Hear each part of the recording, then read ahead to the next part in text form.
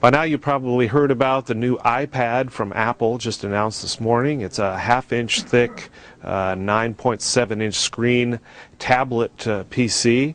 And we thought it would be interesting to get the first reactions from the editorial directors of both Macworld and PC World.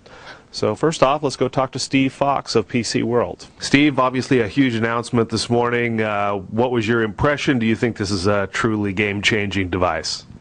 Well, actually, I'm a little disappointed, Mark. To be honest, we expect a lot from Apple when they come out, and it's kind of a stop the presses moment. And the iPad is kind of underwhelming. It's really, it's a tablet. In fact, what it looks to me is kind of like a very much oversized iPod Touch, a device I like very much, but do I need it? Apple has been talking for a long time about gaming. They talked about gaming on the iPod Touch. Do you think this could be a boom device for gaming? Well, the real gamers, especially if you look in, say, the PC space, they use very high-powered machines. Their laptops are very high-powered. This will definitely play games, and the demonstrations they showed look good, but I don't think this is a substitute device for anything else. They still have to have something else if you want to play a lot of these games. Of course, there will be some developers that will build things for it, but again, not a game changer here as far as I can see. Well, it'll be interesting to watch the sales numbers as this thing comes out. I understand it's going to be on the shelves in 60 days is what they're saying. There could be some competition. I mean, it's interesting that tablets have so far kind of evoked a big yawn from most of consumers, and everyone was waiting and said, well, when Apple does say a tablet, it's going to be different. It'll change the rules of the game. But in fact, probably better industrial design from Apple here than we've seen, but there's a lot of tablets that are already out, and a bunch that are coming out, that run, say, Android. So, similarly, running a phone OS on this that'll help on things like battery life and everything else.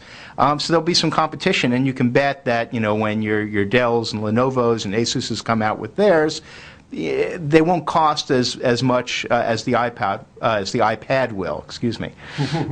All right, so there's the word from Steve Fox, editorial director of the PC World side of the house. Now let's go get the impressions of Jason Snell over on the Macworld side. Jason, after all this hype building up to the announcement this morning, were you disappointed or invigorated? I was actually surprised. I was going in with a little more skepticism of Apple. This is a hard story for Apple to tell. It's sort of a product that it was hard to see where it was going to fit in. It's not sort of a ready-made market. They have to actually find a place for it. I was skeptical about that, but I think they've done a pretty amazing job of kind of opening a crack and pouring their product into that space. We saw a number of different applications tried out during the demonstration this morning.